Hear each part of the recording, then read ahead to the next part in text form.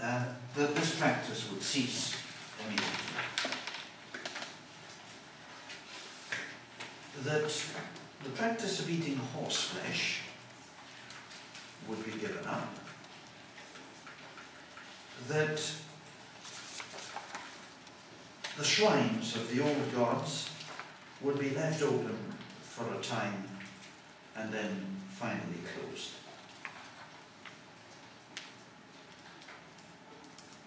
There was grumbling from those who wished to maintain the old order, who may even have been a majority of the population, but they accepted the decision. Now, let's think about this story.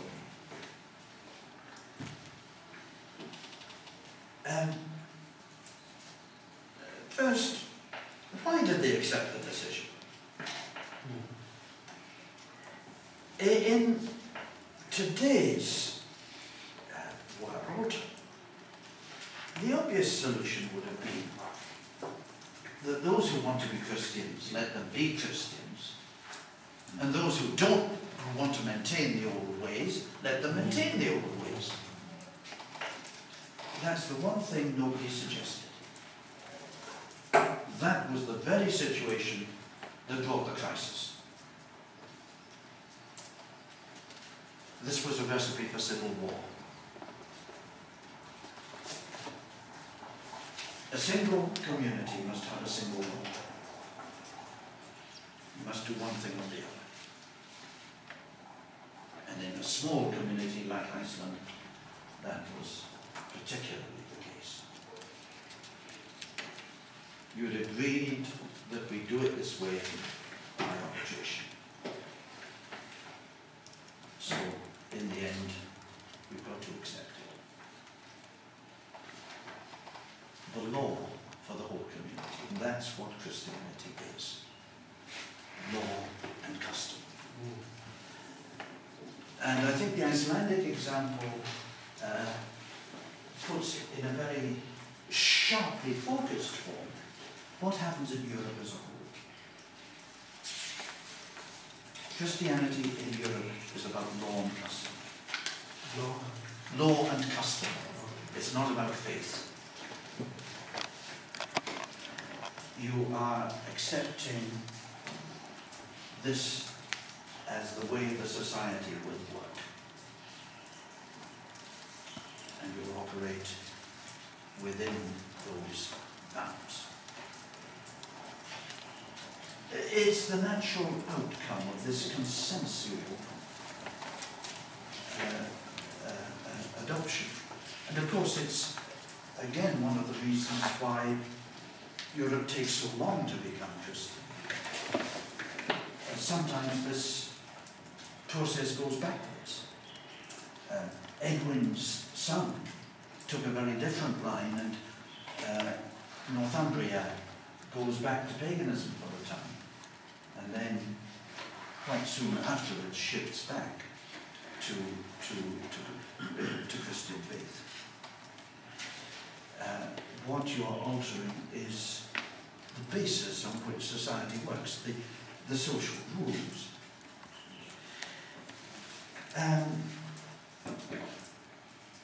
A single people must have a single code of practice because religion deals with communal matters. The first topic the arbitrator mentions, you notice, is days of observance. We'll keep Sunday, we'll keep Christmas, we'll keep Easter. No doubt there are already winter and spring festivals. You are altering the festivals, probably altering the dates of it, certainly altering the way in which they're going to be celebrated. But these are communal matters. This is where the community comes together for the great festivals.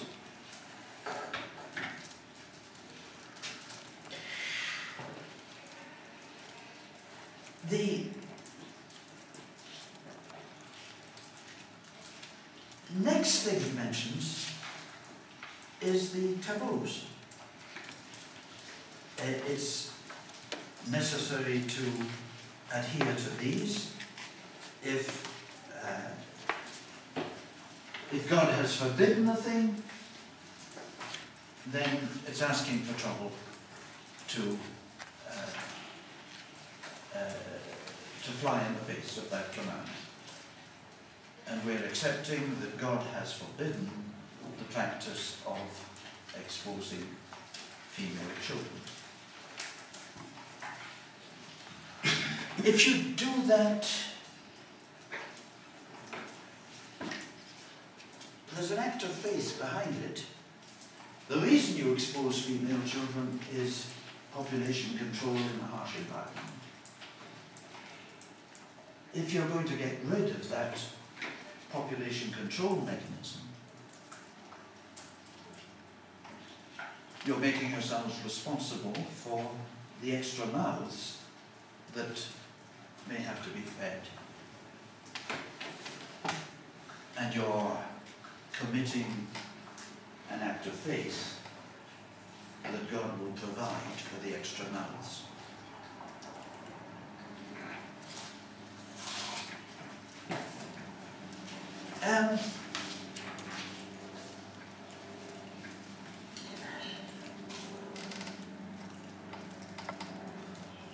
Well, that's the general pattern which is followed in Europe. And you could see how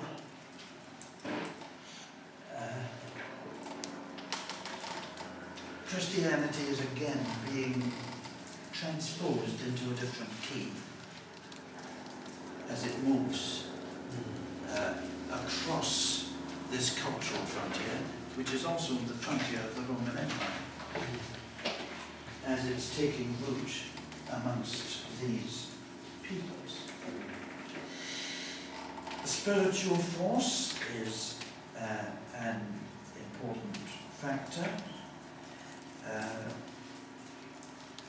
We can see how important a part it plays in these stories. In general, the story of the conversion of Europe is the recognition that the God of heaven is a superior provider, a bigger God. And the Christian community, a bigger community than people have ever lived in before.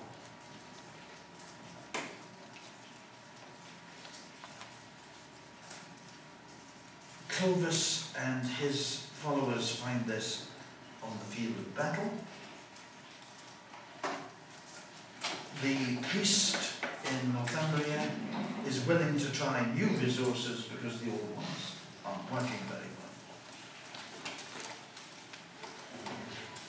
The gods of, it's a bit different in the Celtic lands, I think, but the gods of the Germanic pantheon, the gods that we meet, for instance, in the Norse sagas, were an anarchic crowd.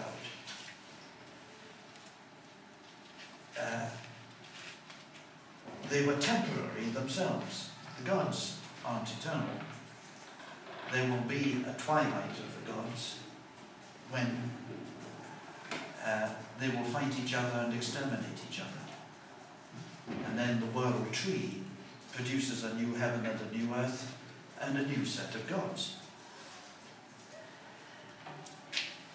The Christian God, eternal, timeless, Lord of the weather, Lord of history, Lord of destiny. Once you were sure you could trust this God, is offering a more secure future than the old gods, especially if prudence decided that it was time to give up raiding and settle down to agriculture.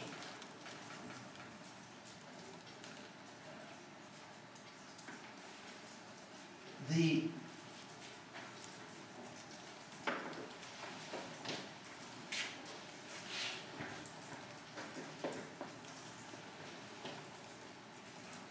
centuries of interaction between Christianity and the peoples and cultures of Europe now begin. We'll see later the process reaches its climax around 1500. So dealing with more than 1,000 years.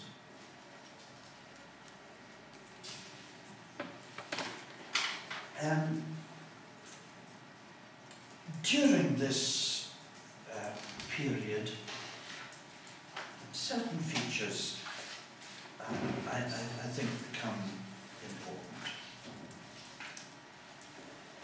First thing, Christianity becomes territorial. Europe becomes Christian territory, where in principle the whole population is Christian. You see, if Christianity is law and custom, you can't opt out of law and custom. You can't say, no, I'm not going to be Christian. So the whole population is fit subject for baptism. You're going to have good Christians and bad Christians, and very bad Christians. But it must be a Christian society.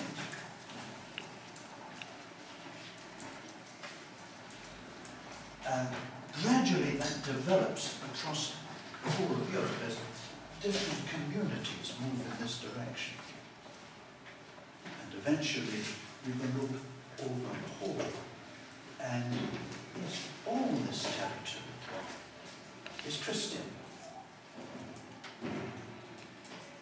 And you begin to call it Christianity, Christendom. The word Christendom is just another word for Christianity. Think of the German Christentum, or the Scandinavian Christendom. Just means Christianity. But you've now got Christianity on the map. This is Christianity. Over here, this area is Christianity.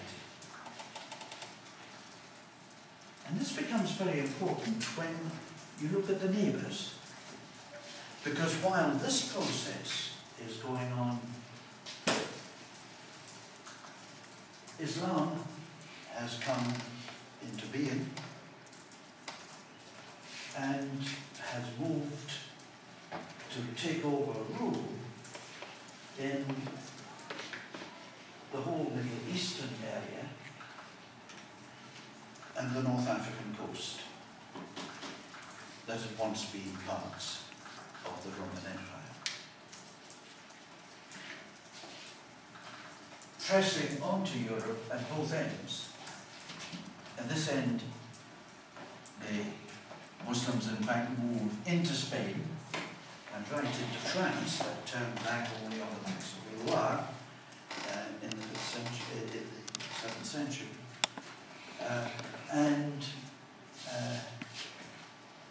At this end,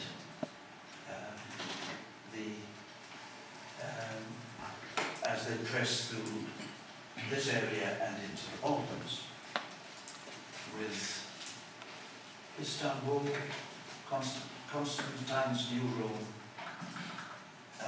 marking the old Roman Empire